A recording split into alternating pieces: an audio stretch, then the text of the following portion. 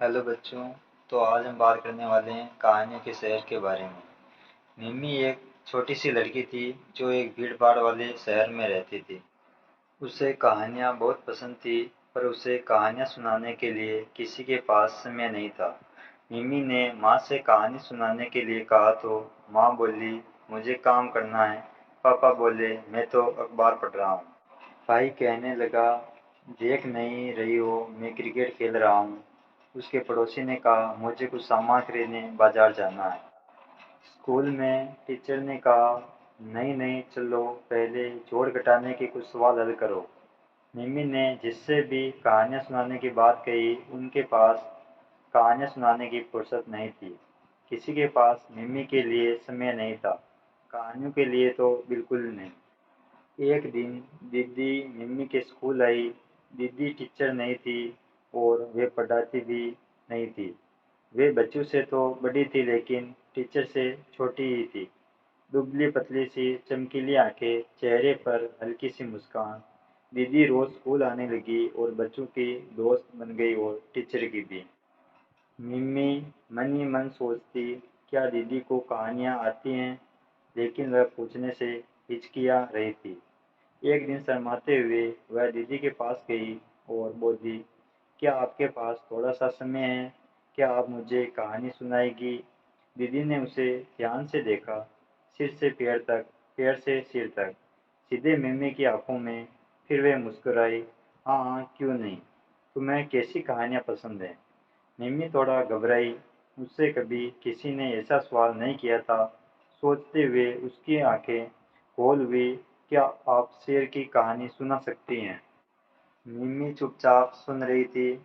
उसे सिर्फ दीदी की आवाज़ सुनाई दे रही थी। उसे लगा जंगल के विशाल पेड़ों की टहनियाँ हवा में हिल रही हैं, ऊंची ऊंची घास सरसरा रही हैं, नन्हे सेल के बाल मुलायम थे। दीदी स्कूल के बरामदे में बैठ गई। उन्होंने एक छोटे से शेर के बारे में कहानी शुरू की, जो जंगल में घूमते घूमते खो गया था। शाम होने वाली थी और वह परेशान था। थोड़ी ही देर में निम्नी की पूरी कक्षा घेरा बनाकर खड़ी हो गई। वे भी मन लगाकर सुन रहे थे और कहानियों की जिद कर रहे थे। निम्मी और उसके साथियों और स्कूल की टीचर को अब पता चला, दीदी बहुत सी कहानियाँ जानती हैं। मिम्मी के दोस्त आस-पास खेल रहे थे। दीदी क्या कह रही हैं वे भी कहानी सुनने लगे। बंदरों और चिड़ियों की, भयानक कुत्तों की, चालाक बिल्लियों की, मछलियों की, नदियों और गहरे समुद्र की कहानियाँ, ऊंचे ऊंचे पहाड़ों, हरी भरी घाटियों की, रहस्य रोमांच की कहानियाँ, भूतों और राक्षसों की, राजाओं और सुंदर रानियों की कहानियाँ, बड़े बड़े शहरों और छोटे छोटे गांवों में रहने वाले बच्चों की कहानियाँ। जब डर लगे तब के लिए कहानियाँ, जब दुख हो तब आंसू पोंछने वाली कहानियाँ, ढेरों कहानियों ही कहानियाँ। हर रोज मिमी और उसके दोस्त दीदी के पास बैठ जाते, शुरू हो जाती कहानियाँ। दूसरे बच्चे भी आने लगे, स्कूल के टीचर आते, पास के स्कूल के बच्चे आते, जो बच्चे स्कूल में नहीं थे वे भी आने लगे। जिन बच्चों ने पढ़ना छोड़ दिया था वे भी आते, जो अभी बहुत छोटे थे और स्कूल जाने लायक नहीं थे वे भी आते। जिनको जगह मिल जाती वे बैठ जाते, कुछ खड़े खड़े ही कहानियाँ सुनते रहते। जो अभी जरा छोटे थे वे पेट के बल लेट जाते, कोहनियों के सहारे चेहरा टिकाकर चुपचाप सुनते रहते। कहानियाँ सुन सुनकर उन्हें पता चला एक दूसरे को कहानियाँ कैसे सुनाई जाती हैं।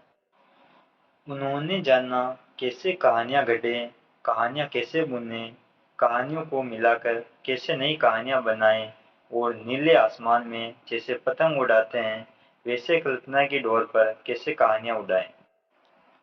कुछ ही दिनों में पूरे शहर में कहानियाँ फैल गई। माँ ने काम बंद किया और पापा ने अखबार। टीचरों ने गणित की किताबें रख दी और पड़ोसी ने खरीदारी नहीं की। बड़े भाइयों ने क्रिकेट खेलना बंद कर दिया। छोटी बहनें रस्सी कूदना भूल गई। सभी कहानियाँ सुन रहे थे और सुना रहे थे। सब्जी वाले ने सब्जी बेचना बंद कर दी। दूध वाले ने दूध बेचना बंद कर दिया।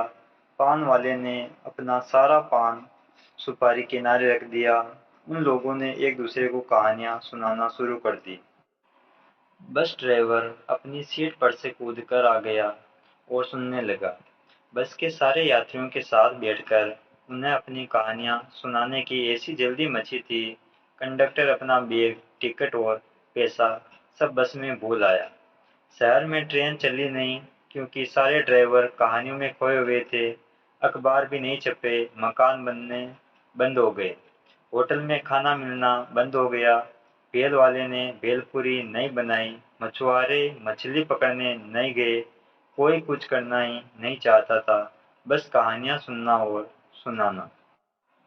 डाकिये चिट्ठियां लेकर नहीं आए, क्योंकि वे कहानियां सुनते रहे। चौराहे पर जहां चारों ओर कार स्कूटर की भीड़ लगी हुई थी, उनके बीच में पुलिस वाला बैठा कहानियां सुना रहा था। घरों में टेलीविजन चले ही नहीं, चारों तरफ बस कहानियां, सिर्फ कहानियां। इतना बड़ा शहर, सब कुछ ठप, जैसे सब कुछ ठहर गया था।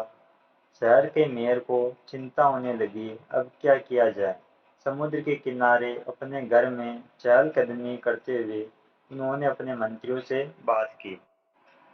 कोई कुछ कर ही नहीं रहा है, शहर में सारा काम बंद पड़ा है।